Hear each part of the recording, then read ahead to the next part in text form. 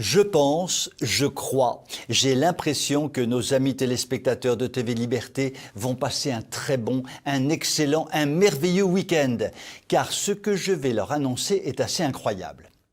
Juste avant d'entrer en studio pour cette chronique, je reçois un coup de téléphone d'un politologue qui me demande si je suis au courant du dernier sondage concernant les présidentielles. Il me dit de m'asseoir tant le choc sera grand. Je m'assieds donc et il me raconte que les sondages actuels sont totalement pipotés. Tiens, ça me fait penser à la célèbre chanson de France Gall. Il jouait du pipeau debout. En réalité, Marine serait à 24%, talonnée par Éric qui serait à 23% et Macronor, vaccinateur, pipoteur serait en fait à 22%. Et mon politologue de rajouter que la probabilité d'un second tour Marine-Éric est assez probable. J'avoue avoir des vapeurs et je croque nerveusement une vingtaine de comprimés d'hydroxychloroquine pour me remettre d'aplomb. Je décide sur le champ de téléphoner à l'IFOP, dont je connais le directeur général, le célèbre Frédéric Dabi. D'emblée, je lui dis que ces sondages sont pipotés et je lui annonce les chiffres de mon politologue.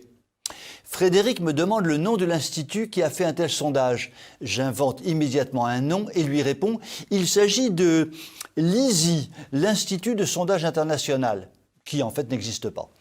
Je sens que Frédéric Dabi flanche un peu et après quelques minutes de discussion, j'arrive à lui faire dire que les chiffres de mon politologue sont en fait les vrais chiffres.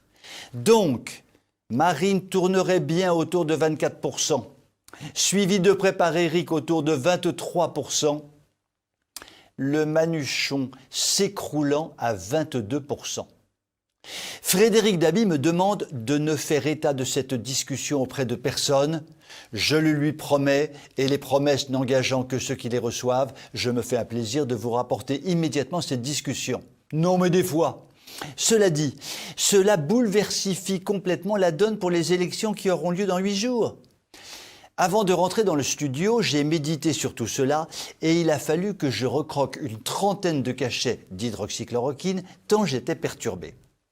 Comme d'habitude, j'ai instantanément appelé ma conseillère politique préférée, Tantinette Gertrude, à qui j'ai raconté toute l'histoire. Fidèle à elle-même, elle a synthétisé la chose dans une formule admirable dont elle seule est capable. Mon petit gars, pour sûr que ce que tu me racontes change tout.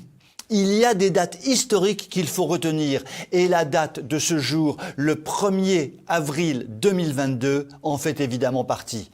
Et je te quitte car j'ai mis un poisson au four que je dois aller surveiller. Elle a raison la tata, je m'en souviendrai du 1er avril 2022. Je vous souhaite une très bonne soirée.